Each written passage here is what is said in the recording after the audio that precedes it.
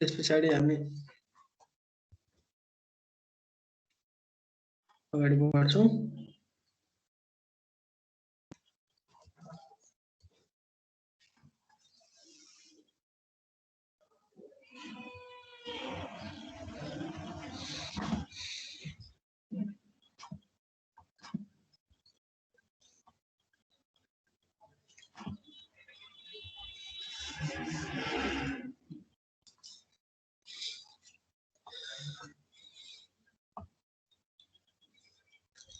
So in part 2, you are required to produce a documentation that explains the purpose of the feasibility report and describe how technical solutions can be compared. So this is the part of your pass. Pass में दुईटा कुरा गर्नुपर्छ. At first, you have to start with question of part 2. So at first start with question of part 2.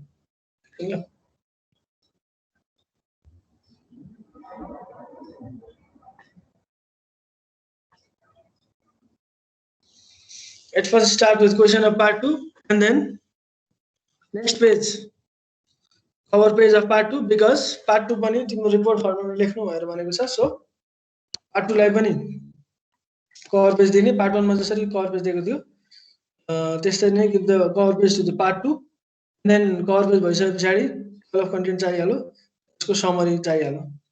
After that start with introduction. अब यसमा चाहिँ page नम्बरको कुरा आउँदैन है. पेज नम्बर भनेको त्यो जे सिरियली आइरहेछ त्यही नै हुन्छ यसमा पेज नम्बर. त्यस पछाडि स्टार्ट विथ इन्ट्रोडक्सन. इन्ट्रोडक्सन दिने. इन्ट्रोडक्सन भित्र के लेख्ने?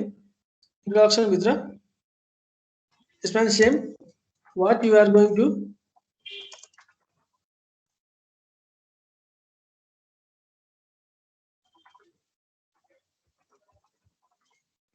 in part 2. part 2 मा के गर्न लागेको भन्ने कुरा चाहिँ यहाँनिर इन्क्लुड गर्ने. you are going to do in part 2. त्यस पछाडि start with what is the feasibility. हामीलाई के सोधेको छ? explain the purpose of feasibility report.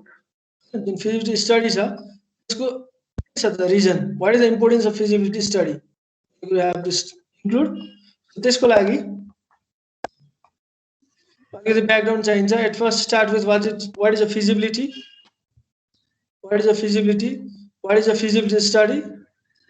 and then what are the requirement gathering techniques? You have to also explain requirement gathering techniques. and then बल्ल हामी यहाँनिर आयौँ. explain the purpose of feasibility study. right? explain the purpose of feasibility study. किन चाहियो feasibility study भन्ने कुरो, report किन चाहियो भन्ने कुरो चाहिँ you have to explain. कुरो त्यही हो. explain why it is needed. and then यो चाहिँ तिमीहरुको P4 है.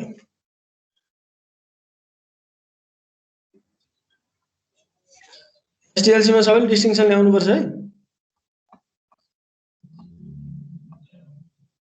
सजिलो सब्जेक्टमा पनि P3 को रहेछ explain the purpose of feasibility report. त्यस पछाडि describe how technical solutions can be compared. How technical solutions can be compared मा चाहिँ first write the what are the technical solutions to the software. Technical solutions to the software means you have to explain about these key drivers. के हुन सक्छ त technical solution चाहिँ के हुन सक्छ? यो म्यानुअल सिस्टम हामी जुन काम गरिरहेका छौं त्यसैलाई राम्रो बनाउनको लागि, त्यसैलाई बेटर बनाउनको लागि we are going to use the new system, that is information system. त्यसको लागि चाहिँ प्रब्लम डोमेनलाई हामीले सोलुसनमा कन्भर्ट गर्न आएको. सोलुसन पनि टेक्निकल सोलुसन भनेर भनिन्छ. What are the technical criterias, what are the technical things that must be considered भनेर भनेको. त्यसमा performance and efficiency, write down performance and efficiency, legacy system upgrade. So first start with what is technical solution. What are the technical solutions? त्यसलाई copy गरौँ सबै नै हो तर मैले कपी गरेँ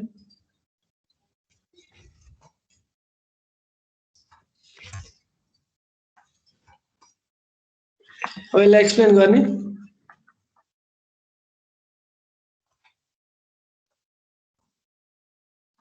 एक्सप्लेन इट पी पार्ट चाहिँ तिम्रो P4 को टेक्निकल सोल्युसन्स के हो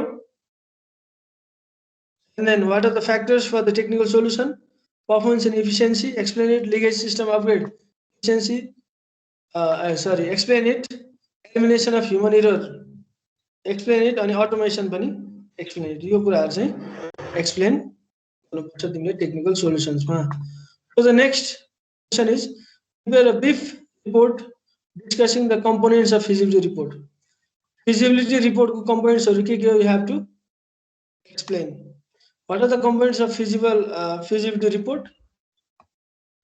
explain गर्ने त्यसको पार्ट मैले यहाँ राखेको छु what are the components of feasibility report मा के कुराहरु हुन्छ purpose structure intended audience who are the intended stakeholders भनेको what is the expected outcome so these things are included in the feasibility report यो चाहिँ मेरिट को part हो अलिकति मजाले एक्सप्लेन गरेर लेख्ने also explain about the cost requirements functional non functional requirements user requirement domain requirement constraints यो सबै कुराहरु पनि have to explain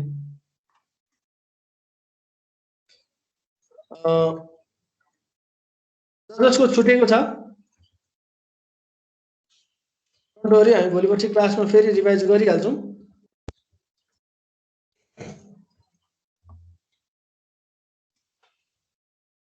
domain requirements then constraints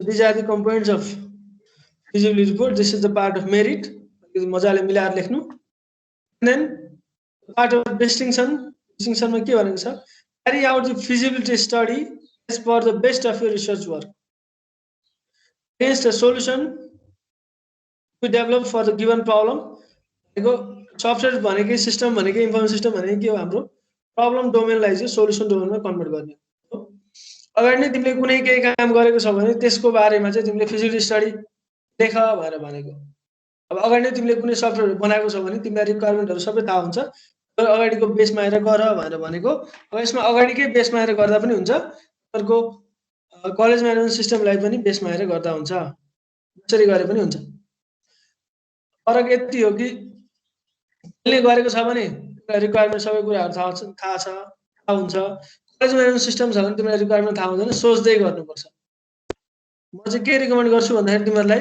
college management system वालै गर किन भन्दाखेरि पछि पनि हामीलाई चाहिन्छ यो पार्ट 3 मा पनि त्यो कुराहरु चाहिन्छ फेरि अघि एउटा कुरो गर्यो अहिले नयाँ कुरो गर्यो भने अलिकति समस्या हुन्छ त्यही भएर गर्दाखेरि चाहिँ राम्रो हुन्छ कि जस्तो लाग्छ है मलाई अब तिमीहरुलाई हैन म यही गर्छु भनेर गरे भने इट्स ओके गरे हुन्छ क्वेशनमै भनेको छ त्यस कुनै एउटा काम छ भने त्यसको बारेमा गर नभए चाहिँ यो कलेज म्यानेजमेन्ट सिस्टमको बारेमा गर भनेर म रिकमेन्ड गर्छु है त अनि त्यसपछि फिजिबिलिटी स्टडी क्यारी आउट गर्ने अनि त्यसपछि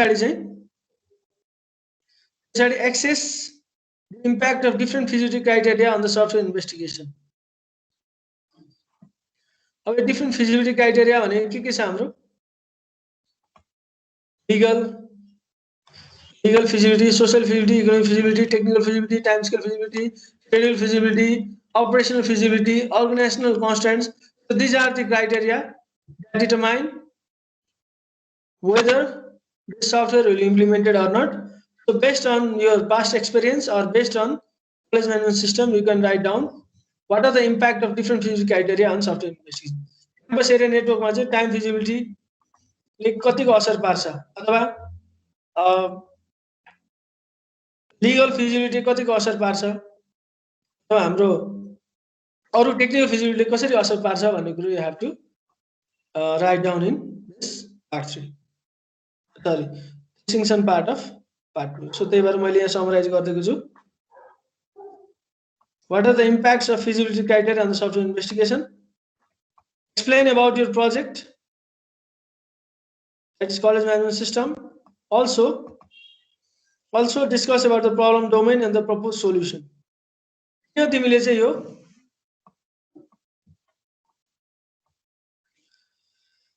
फिजिबिलिटी स्टडी किन क्यारी आउट गर्न आँटेको त्यसको बारेमा लेख्न आँट्दैछौ। त्यही भएर सुरुमा चाहिँ तिम्रो प्रोजेक्ट के हो त्यसको बारेमा डिस्कस गर्ने हैन। यो प्रोजेक्ट के हो त्यसको बारेमा डिस्कस गर्ने।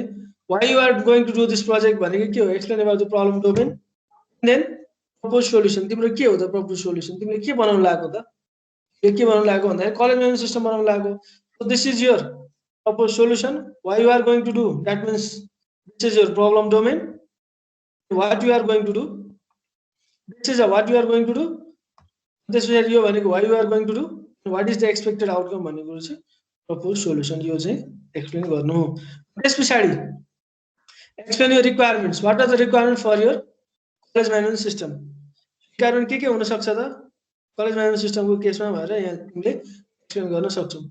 Explain the requirement and then you have to write down the impact of feasibility criteria, impact of legal feasibility on college management system, impact of social feasibility on college management system, impact of economic feasibility on college management system, and accordingly अर्को पनि यसरी नै गर्न सकिन्छ।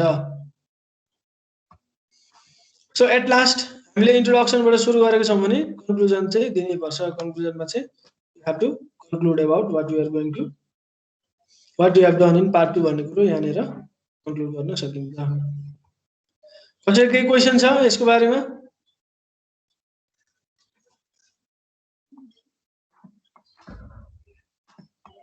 Anyone?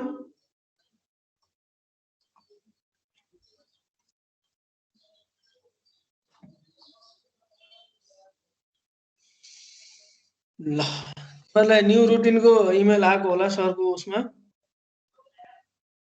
एकदम college इमेलमा आएको होला, check गर है। त्यस पछाडि अब धेरै विद्यार्थी छैनन्, पछि क्लासमा रिभाइज गर्नु परिहाल्छ। मलाई पो अप्ठ्यारो भयो त, ठिकै छ म चाहिँ कन्टिन्यू गरिदिन्छु है। अब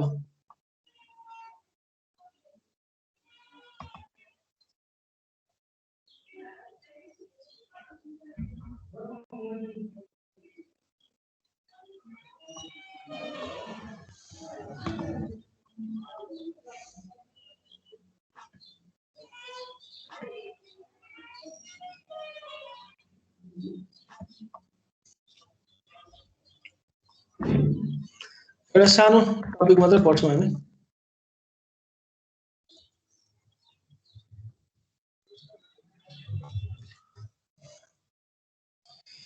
We have taken a lot of time for learning outcome 1 and then also for learning outcome 2. Learning outcome 3 and 4 are very short topics. It will be completed within 3-4 days. You have already studied about DFD, data flow diagram. You have already studied about EI diagram. So this is just a general example of there conclude also. And then last learning outcome 4 ma ke cha, how to write the flow chart, how to write the pseudo code bhanera त्यो पनि तिमीहरुले programming गर्दाखेरि already गरिसकेका छौ। So it is not a big deal for you. So हामीले learning outcome 1 मा के पढ्यौं, what is a software, what are the essential attributes of the software, what is SDLC, what are the different techniques for software development, and that is called software development life cycle models, and why SDLC is needed, and then why these different techniques are used, especially different models में पनि what is a waterfall model, why it is needed, in which case it is needed, what is agile model, यो त्यो गरेर हामीले we have taken a lot of time for learning outcome 1. अनि त्यसपछि हामी testing को कुराहरु पनि पढ्यौं, रिक्वायरमेन्ट कलेक्सन, फिजिबिलिटी कुराहरु पनि ले लर्निङ आउटकम 1 मा पढाएको थियौं। त्यसैले पार्ट 2 मा पनि फिजिबिलिटी को कुराहरु पढ्यौं हामीले। पार्ट 1 मा पनि अलिकति पढाएको थियौं, त्यसैलाई इलाबोरेट गरेर पार्ट 2 मा गर्यौं हामीले। सो पार्ट 2 मा हामीले पार्ट 2 भनेको त लर्निङ आउटकम 2 मा चाहिँ यसको लर्निङ आउटकम को टाइटल के छ भन्दाखेरि importance of feasibility study, why feasibility. सुरुमा पार्ट 1 मा चाहिँ हामीले अझ लर्निङ आउटकम 1 मा के हेर्यौं, which software development life cycle model is can be used है। हामीले पढेको आधारमा कुन हाम्रो प्रोजेक्टमा चाहिँ कुन युज गर्दा हुन्छ भनेर हामीले थाहा पायौं हैन। सपोज हाम्रो प्रोजेक्ट यो रहेछ भने यो युज गर्दा हुन्छ, लार्ज रहेछ भने यो गर्ने, सर्ट रहेछ भने यो गर्ने, रिक्वायरमेन्ट क्लियर रहन्छ नि यो गर्ने भनेर हामीले डिस्कसन गर्यौं लर्निङ आउटकम। लर्निङ आउटकम मा सपोज हामीले कुनै एउटा मोडल चुज गर्यौं, सपोज कुनै अजाइल मोडल चुज गर्यौं भने अब त्यसपछि हामीले फर्दर अगाडि बढ्नु पर्यो। त्यसको लागि we need requirements, we need to have a feasibility study. के छ त यो सफ्टवेयर चाहिँ इम्प्लिमेन्ट गर्न सकिन्छ कि सकिदैन भनेर हेर्ने। इम्प्लिमेन्ट गर्न सकिन्छ सकिदैन के छ हामीसँग limitations, what are the requirements, what are the function requirements, non-functional requirements, and then domain requirement, user requirement, constraints, and then also Moscow requirements. Especially discussed about the feasibility criteria. What is a feasibility study? Why is feasibility study very very important? Especially feasibility को बारेमा हामीले different criteria for feasibility like technical feasibility, operational feasibility, schedule feasibility, and economic feasibility. So यसरी different feasibility हामीले हेर्यौं र त्यसैलाई चाहिँ बेसिसमा आएर हामी अब लर्निङ आउटकम 3 मा आएको छौं। लर्निङ आउटकम 3 मा undertake of software development life cycle model. कुनै एउटा लाइफ साइकललाई चाहिँ अब चाहिँ इम्प्लिमेन्ट गर्ने। इम्प्लिमेन्ट गर्नको लागि अहिलेसम्म हामी के फेजमा थियौं? एनालिसिस फेजमै थियौं। रिक्वायरमेन्ट कलेक्सन, एनालिसिस, फिजिबिलिटी फेजमा थियौं। अब चाहिँ हामी कहाँ गयौं? डिजाइन फेजमा जान्छौं। डिजाइन फेजको लागि we need to have a design for the system. Design कसरी बनाउने भन्ने कुरा चाहिँ यहाँ पढ्दैनौं। What should be in the mind of the developer so that he can make a good design, and then how to proceed to the next phase, that is the deployment अथवा implementation phase मा कसरी जाने भनेर learning outcome 3 मा पढ्छौं। So important topics are here in learning outcome 3. के छ भन्दा एउटा DFD छ, data flow diagram। data flow diagram कसरी ड्रा गर्ने, त्यसपछि नेक्स्ट भनेको ER diagram, entity relationship diagram. We have already studied about ER diagram. Relation diagram भनेको डेटाबेसमा चाहिन्छ त्यसले पढिनु सकेको छ। डिफरेन्ट एन्टिटीज, डिफरेन्ट डेटाबेसको कोलमहरुको बीचमा रिलेसन के छ हैन, त्यसमा नर्मलाइजेसन पनि पढिसक्यो तिमीहरुले। 1NF 2NF 3NF BCNF भनेर यसरी डिफरेन्ट नर्मलाइजेसनको फर्महरु पनि पढिसक्यो। अब ER डायग्रामको बारेमा हामी खासै डिस्कस गर्दैनौं। हामी चाहिँ मेनली चाहिँ DFD डेटा फ्लो डायग्रामको बारेमा चाहिँ डिस्कस गर्छौं, जुन चाहिँ हामी नेक्स्ट क्लासबाट जुन हाम्रो फिजिकल क्लास हुन्छ, फिजिकल क्लासदेखि चाहिँ हामी यो डिस्कसन गर्दै जान्छौं। अहिलेलाई अगाडिको हल्का ब्याकग्राउन्ड मात्र हामी हेर्छौं आजको क्लासमा।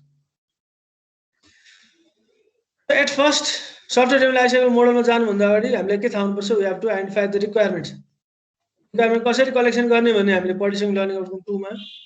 रिक्वायरमेन्ट अब आइडेन्टिफाई गर्नु पर्यो। आइडेन्टिफाई गर्नको लागि we have to know who are the stakeholders. Stakeholders means those people who are directly related to the development of the softwares are called the stakeholders. कम्पनीको share holder भन्छ। त्यसरी नै जो चाहिँ related छन् हाम्रो software जुन problem डोमेनलाई solution domain लानको लागि सफ्टवेयर चाहिन्छ हो, त्यो सफ्टवेयरमा चाहिँ जो मान्छेहरु रिलेटेड छन् they are the stakeholders. So we have to at first know who are the stakeholders. Stakeholder को भन्ने कुरा आइडेन्टिफाई गर्नुपर्छ। So each of this group of the people have its own requirements, interests, and needs to be met by the software system. सबैको आफ्नो हुन्छ। Suppose हामीले college management system बनाउनु पर्यो भने असाइनमेन्ट सेक्सनको लागि असाइनमेन्ट सेक्सनको स्टाफहरुको छुट्टै उनीहरुको रिक्वायरमेन्ट हुन सक्छ हैन। स्टुडेन्ट सर्भिसको स्टाफहरुको छुट्टै रिक्वायरमेन्ट हुन सक्छ। So there are multiple peoples in organization. सो कुनै एउटा डिपार्टमेन्टले मात्र युज गर्ने हैन इन्फर्मेसन सिस्टम भनेको, एज अ होल पुरै अर्गनाइजेसनले युज गर्ने हो। So we have to deal with multiple people who have their own interests and own needs to meet by the software system. We refer collectively these people as the stakeholders. जो चाहिँ सफ्टवेयरसँग directly related पर्सन्सहरु छन्, they are the stakeholders. Understanding the role of the stakeholder is a fundamental understanding the role of the architect in the development of the software product of the system. यिनीहरुको role अथवा यिनीहरुले के काम गर्छन् भन्ने कुरा चाहिँ we have to identify। त्यही अनुसार चाहिँ पछि क्वेशनहरुहरु गर्नको लागि चाहिँ हामीलाई सजिलो हुन्छ। So at first requirement identification, requirement identify गर्नु पर्यो। Requirement this phase is critical to the success of your project. Expectation whether of a client or your team, यो टिमको नि हुन सक्छ अथवा क्लाइन्टको नि हुन सक्छ। Expectation needs to be fleshed out in a great detail and documented. Requirement कसरी कलेक्सन गर्ने, के रहेछ मेथोडोलोजी भन्ने कुरा हामीले अलरेडी लर्निङ आउटको 2 मा हेरिसक्यौं।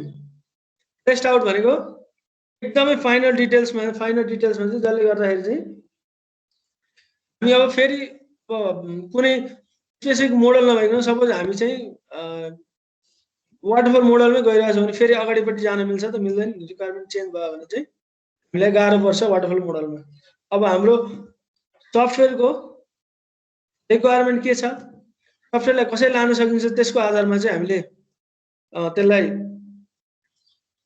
वाटरफल मोडलमा लाने कि डी मोडलमा लाने कि अजाइल मोडलमा गर्ने कि स्पाइरल मोडलमा गर्ने कुन गर्ने भन्ने कुरो डिटरमाइन गर्नुपर्छ र जुनै मोडलमा काम गरे पनि you have to have a concrete requirement जसले गर्दाखेरि चाहिँ तिमीलाई भोलिको दिनमा फेरि कन्फ्युजन नहोस् र त्यही कन्फ्युजनलाई चाहिँ अलिकति इरेज गर्नको लागि अथवा रिमुभ गर्नको लागि हामीले एउटा डायग्राम कन्क्लुसिभ डायग्राम बनाउँछौँ त्यसलाई हामी डिएफटी भन्छौँ डेटा फ्लो डायग्राममा चाहिँ इन दि एन्ड के हो उसले पैसा तिरेको छ रिक्वायरमेन्ट कलेक्सन गरोस् जे गरोस् इन दि एन्ड देखिने भनेको के हो सफ्टवेयर हो इन दि एन्ड सफ्टवेयर हो त्यो सफ्टवेयर चाहिँ के हुनुपर्छ क्लाइन्टले जे रिक्वायरमेन्ट खोजेको छ त्यो चाहिँ रिक्वायरमेन्ट भएन भने क्लाइन्टले चाहिँ पे गर्दैन पे गरेन भने सबै कुरो बिग्रिन्छ so at first we have to identify what are the requirements on the basis of हामीले अगाडि पनि हेर्छौँ मस्टको रिक्वायरमेन्ट भन्ने हेरिसक्यौँ functional requirement non functional requirement यो सबैलाई क्याटेगोराइज गरेर at last we have to finalize the requirement so this is one of the phase of SDL जुन चाहिँ रिक्वायरमेन्ट भित्र पर्छ so this is an iterative process with much more communication takes place between the stakeholder and users and the project त्यही त हो होइन requirement आइडेन्टिफिकेसनमा किन बढी चाहिँ कम्युनिकेसन हुन्छ भन्दाखेरि रिक्वायरमेन्ट चाहिँ माथि हुनु भएन रिक्वायरमेन्ट चाहिँ जे उसले खोजेको छ त्यही रिक्वायरमेन्ट भएन भने सिस्टमले काम पनि गर्दैन र कोही पनि खुसी हुँदैन न बनाउने मान्छे न लिने मान्छे कोही पनि खुसी हुँदैन so have to give much time कुन मोडल लाउने भनेर उनीहरूलाई सोध्नु होइन तिमीले आफैले डिसाइड गर्ने हो तर रिक्वायरमेन्ट के हुन्छ भन्ने कुरो चाहिँ you have to ask stakeholders so that you can finalise the requirement requirement specify गर्नु पर्यो on the basis of scope input स्कोपमा के छ provides a framework for the project and guides the requirement collection process. It is usually first source of information about the project available to all the stakeholders before the project gets available.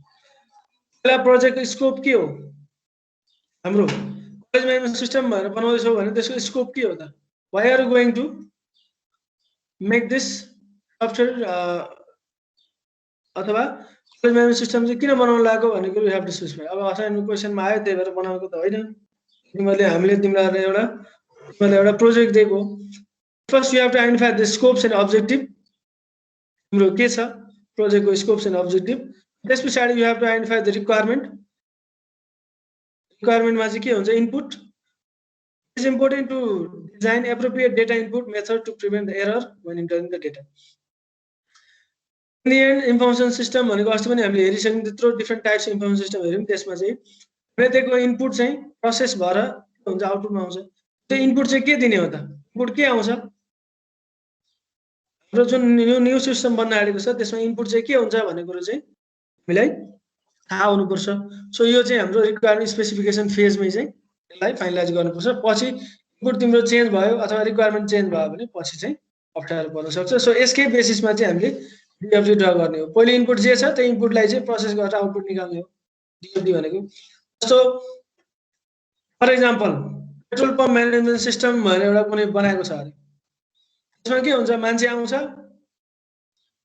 कति litre चाहिन्छ उसले litre गर्छ त्यो machine निकाल्छ आफै भर्छ अनि त्यस पछाडि त्यो पैसा पनि उसले पे गर्नु पैसा पे गर्नुको लागि चाहिँ with method would you use भनेर चाहिँ इन्फर्मेसन सिस्टम भन्न सक्छ उसले अब फोन पे गर्छ कि अथवा कार्ड पे गर्छ कि क्यास गर्छ के गर्छ चाहिँ इन्फर्मेसन सिस्टममा बस्छ अब उसले पे गरिसक्छ जबसम्म उसले पे गर्दैन तबसम्म त्यहाँ अब केही रेस्ट्रिक्सन्सहरू लगाइदिएको जान पाउँदैन अथवा के गर्न पाउँदैन भनेर रेस्ट्रिक्सन लगाइदिएको हुन्छ अथवा सुरुमै चाहिँ कति लिटर तेल हाल्ने 10 लिटर हाल्ने कि 20 लिटर हाल्ने सुरुमै उसले इन्ट्री दिनुपर्छ पैसा तिरिसके पछाडि चाहिँ ऊ जान पाउँछ सो त्यसरी एउटा इन्फर्मेसन सिस्टम बनाउनु पर्यो इनपुट के हुन्छ त इनपुट भनेको हाम्रो त्यो के अरे एन्ड युजरको थ्रुबाट हेर्दा है जस्तो हामी भेहिकल ओनर हो भने हामी भेहिकल ओनर चाहिँ पेट्रोलमा जाँदाखेरि हामीले इनपुट के दिने भन्दाखेरि नम्बर अफ लिटर्स सुरुमै डिजेल हो कि पेट्रोल हो अब पेट्रोलमा क्लिक गरौँ त्यस पछाडि how many liters please price you how many liters 20 liter 20 liter into 100 गरेर 2000 उसले पे गर्छ। त्यसरी सफ्टवेयर कन्ट्रोल्ड कुनै पनि एक्टिभिटीलाई हामी के भन्छौँ इन्फर्मेसन सिस्टम भन्छौँ। इन्फर्मेसन सिस्टममा इनपुट के हो थाहा पाउनुपर्छ, यसको स्कोप के हो, त्यसरी नै यसको आउटपुट के हो थाहा हुनुपर्छ। अब यो चाहिँ जेनरल कुराहरू हो, यो चाहिँ मैले एक्सप्लेन गरिन है त। त्यस पछाडि रिक्वायरमेन्ट स्पेसिफिकेसनमा प्रोसेस एन्ड प्रोसेस डिस्क्रिप्टर इनपुटको कुरो भयो, आउटपुटको कुरो भयो। प्रोसेस के हो त? प्रोसेस भनेको चाहिँ process framing defines the process boundary, the major activities, the actors, key metrics, the action is for the action, the vision for the future process. So these are the process भनेको चाहिँ त्यो सिस्टमले कसरी काम गर्छ, यसको system बाउन्ड्रिजहरु के छ, के एक्टिभिटिजहरु त्यहाँ परफर्म हुन्छ। Who are the actors, who are the actors भनेको एडमिन हुन्छ कि सुपर एडमिन हुन्छ कि युजर्सहरु हुन्छ कि को हुन्छ भनेको चाहिँ you have to identify in the process. अनि त्यसपछि प्रोसेसको डिस्क्रिप्सन अथवा process descriptor, a set of the information that defines the status of the resources allocated to the process। जस्तो मेरो एउटा कुनै इन्फर्मेसन सिस्टम बनाए, त्यसको रेकर्डहरु स्टोर गर्नलाई हामीलाई के चाहिन्छ, डेटा स्टोर चाहिन्छ अथवा डेटाबेस चाहिन्छ। डेटाबेसको लागि हामी के गर्छौं, एउटा कुनै सर्भर युज गर्छौं। त्यो सर्भरको चाहिँ लिमिटेशन्सहरु कति छ, अथवा त्यसले सीसी क्यामेरा केसमा हेर न, सीसी क्यामेरामा के हुन्छ, एक हप्ता भन्दा बढीको डेटा त होल्ड गरेर राख्न सक्दैन हैन। अब अगाडिको डेटाहरु त हामीले खासै चाहिदैन। त्यसरी नै यो हाम्रो कुनै इन्फर्मेसन सिस्टममा एक हप्तासम्म मात्र डेटा राख्ने हो त होइन नि, यसमा त वर्षौं वर्षको डेटा अटाउनु पर्छ। सो त्यही अनुसारको चाहिँ रिसोर्सेसहरु हामीसँग छ कि छैन, किनभने कति रिसोर्स एलोकेट गर्नुपर्छ भन्ने कुरा चाहिँ प्रोसेस डिस्क्रिप्टरले दिन्छ। प्रोसेसको डिस्क्रिप्सन के कस्तो खालको प्रोसेस राख्नुपर्छ भन्ने कुरा चाहिँ प्रोसेस डिस्क्रिप्सनमा आउँछ। Whenever the system contains a number of processes, any of which may be active at one time, there will be for each process descriptor defining the status of that process। Process कस्तो हुनुपर्छ, के हुनुपर्छ र प्रोसेसको description के छ त, process चाहिँ कसरी अगाडि बढ्छ भन्ने कुरा चाहिँ you have to analyze in your requirement specification phase। Requirement भित्रै पर्छ, रिक्वायरमेन्ट आइडेन्टिफिकेसन, रिक्वायरमेन्ट के हो पत्ता लगाउने, रिक्वायरमेन्ट स्पेसिफिकेसन भनेको चाहिँ रिक्वायरमेन्ट फाइनलाइज गर्दै जाने। Now consideration of alternative solutions and security consideration। Alternative solution के हुन सक्छ त? It is important that the multiple alternatives should be considered। The potential solutions and alternatives should be adequately described to make them understandable to everyone in the development। All of these business procedures and information require some level of security processing, security required to protect the client and other to protect the corporation।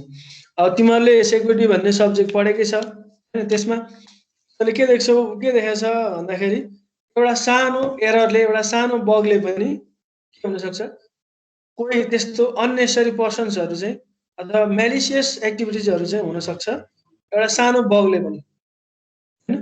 त्यही भएर सेक्युरिटीको कुराहरुलाई पनि एकदमै ध्यान दिनुपर्छ। अब यसले दुईटै कुरा भनेको छ, क्लाइन्टतिरको सेक्युरिटी पनि र अर्गनाइजेसनल सेक्युरिटी पनि ध्यान दिनुपर्छ। क्लाइन्टतिर भनेको जस्तो हाम्रो अघि पेट्रोल पम्प म्यानेजमेन्ट सिस्टम भने जो हामी क्लाइन्ट भयौं, क्लाइन्टले जुन डेटा इन्ट्री गरिरहेछ उसले करेक्ट डेटा इन्ट्री गरिरहेछ कि छैन, अथवा त्यो चाहिँ सफ्टवेयरको थ्रुबाट अरु कसैले म्यानिपुलेट पो गरिदिरहेछ कि, अथवा 20 लिटर पेट्रोल हाल्नु पर्ने जब 15 लिटर मात्र आयो भने क्लाइन्टलाई त के थाहा हुन्छ, थाहा हुँदैन।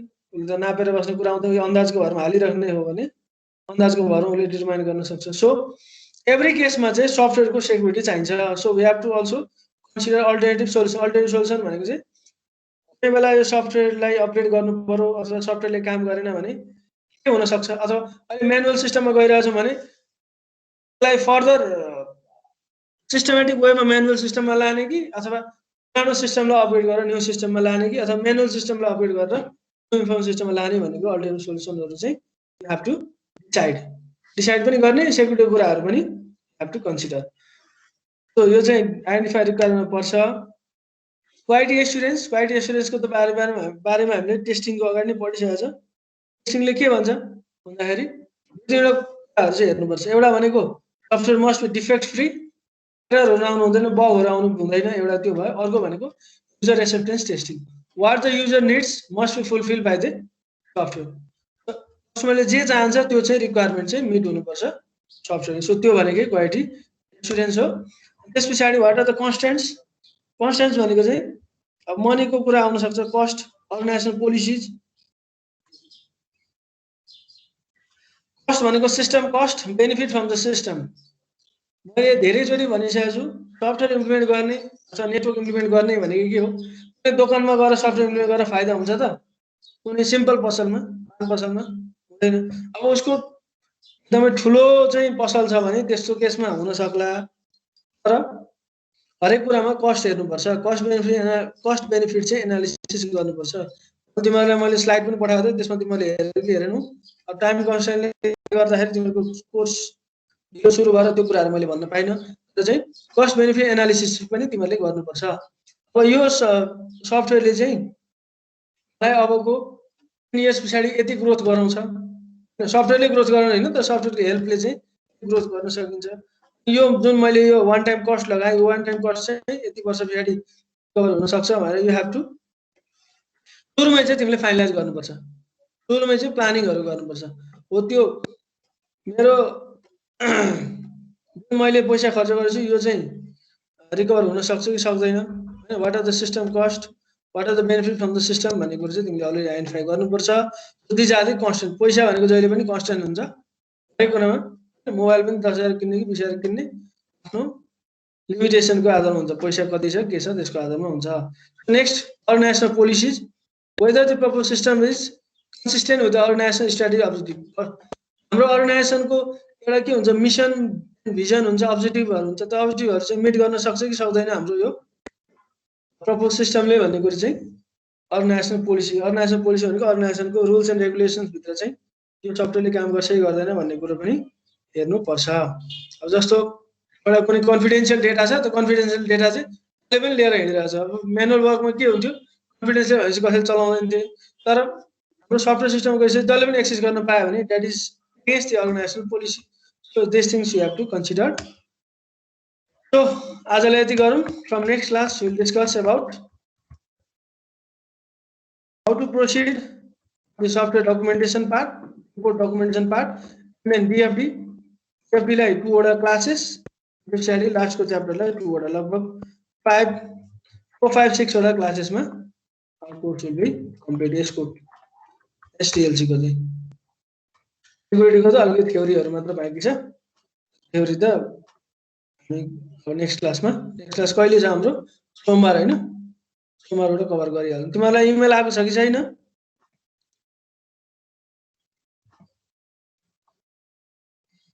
सेक्सन आइलाई इमेल आएको छ? आइलाई यहाँ चला गया छ, यहाँ चला जान लिए भने गरेछ छैन सर, हामीलाई त आइलाई छैन सर। यहाँ चला गया छ सर। त्यसलाई के भएर आएको? त्यो सेकेन्ड सेमेस्टर पढ्ने कि थर्ड सेमेस्टर रिपिट गर्ने हुने त्यही।